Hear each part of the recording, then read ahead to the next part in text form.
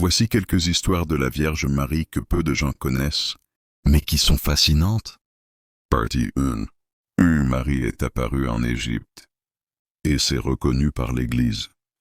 En 1968, des milliers de personnes, y compris des musulmans et des journalistes, ont vu la Vierge Marie apparaître au-dessus de l'église copte de Zaytoun, en Égypte.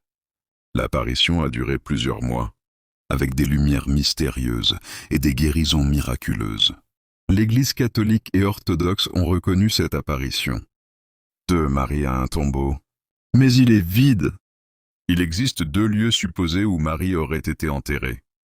L'un à Jérusalem et l'autre à Éphèse, Turquie, mais la tradition affirme qu'elle a été enlevée au ciel en corps et en âme, Assomption, d'où l'absence de reliques de son corps. Contrairement aux autres saints. 3. Le diable redoute particulièrement Marie. Lors d'exorcismes, plusieurs prêtres ont témoigné que les démons redoutent le nom de Marie plus que celui des saints. Pourquoi? Parce que son humilité et son obéissance, parfaites à Dieu, ont écrasé l'orgueil du diable. C'est d'ailleurs pour cela qu'elle est appelée la femme qui écrase la tête du serpent. Genèse 3:15. 4. Marie est apparue à un soldat musulman, et il s'est converti. C'est en 1664. Un soldat turc du nom de Mourad Bey aurait vu Marie apparaître en pleine bataille. Elle lui aurait dit « Pourquoi persécutes-tu mon peuple? Ouvre ton cœur à mon fils. » Bouleversé, il s'est converti au christianisme et est devenu un défenseur des chrétiens. 5. La prière « Et je vous salue Marieux » n'a pas été écrite d'un coup. Les 2 premières phrases viennent directement de l'Évangile. « Je vous salue. Marie, pleine de grâce, ange Gabriel, et moi vous êtes bénie entre toutes les femmes.